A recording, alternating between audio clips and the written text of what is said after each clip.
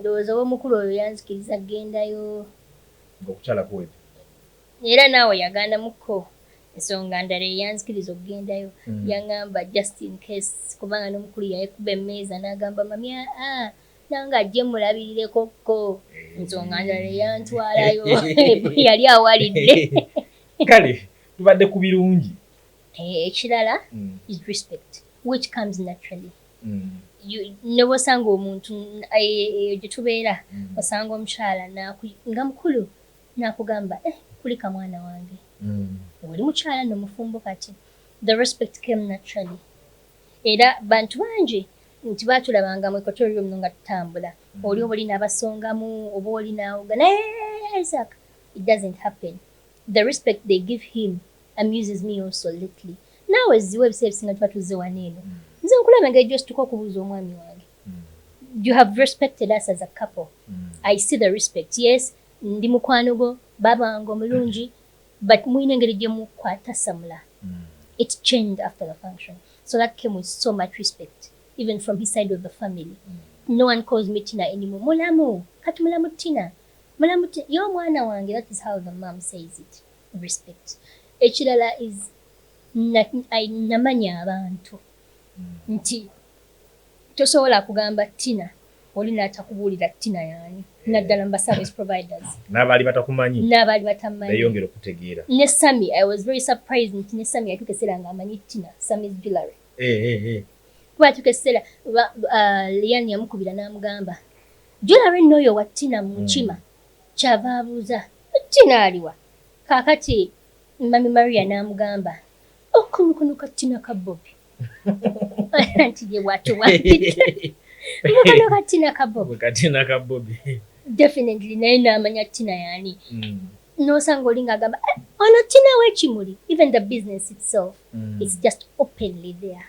so even kyanzigulira enzigigamba wafuna emikwano mba service providers ab'enjawulo ate ne business yo yes because oli agenda kutextinga n'agamba Mrs. Samula njagala ekimuli new number n'amugamba Mrs. Samula nakayisa so you on TikTok akitegeeza mukugiramu eyo like kati kusaidia eyo nti Mrs. Samula kitegeeza omukolo yagula era omwami amumanyi era abamumanyi yes n'abamusupporting nze eri wansi bw'oyogera ku kitiibwa kyenyinza okwogera ku ekyo nti kyamazima gye emikolo kijja ne respect like omuntu mayi bagamba respect is not asked for no like it's earned it's just earned yes like omuntu akulabira bulabizawo n'agamba like nakwo ekitiibwa out of that nga tubadde tumusobola kumusuubira naleko ku mukolo gw'omuntu omu era ndowooza nja mukyazaako wano naye saidi y'omwami baabimuka ne bagamba bataata baali bakulu taata omwazaala omwana naye eyomuka n'agamba mutabani tukubye joka like otulazi ntuli musajja wa ddala taata ali myaka ndowooza nga 5 naye agamba omwana ali myaka ndowooza nga 28 27 simanyi kale myaka gye mububuka naye agamba mu kika kyaffe kyonna egwasosoka oli obukolo ne balaga nti omusajja yagamba ewaffe emirizi gyonna tetukola nkomikolo bwegiti n'agamba asooka n'otukola ekyasooka n'oyanjula ffe tetwanjulangako n'agamba ekyokubiri okukubya embaga ffe tukubangako mbaga waffe kwegamba nga buli kimu kyonna omwami kye yakola waka nga babyewuunya bwewuunya.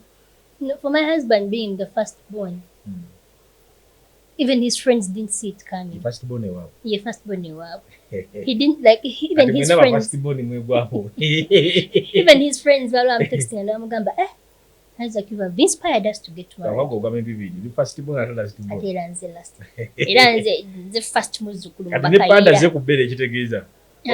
Wabula panda za kumwana. Pese ne panda. Ngagwe boliwe kane bera bere ka panda labda mkuza na panda za kubera obulamu tobwagaliza bera panda tuzaala abaana neza fayo ngenda muletera anazanya ne bera nja kumuleta eza domuzalira ate anawasa bera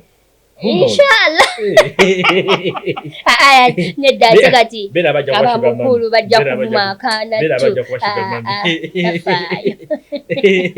bera mukazi ajja kuba mukadde ku kakati Tina twagala abalabi baffe abalungi abakyatuurizibwa tubasigire ekifaananyi omuntu yenna asuubira okuteekateeka omukolo n'oyo yenna nga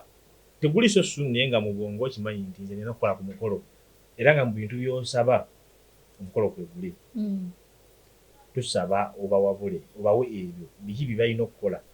n'ebyo bye batalina kukola olw'ateekateeka omukolo omulungi.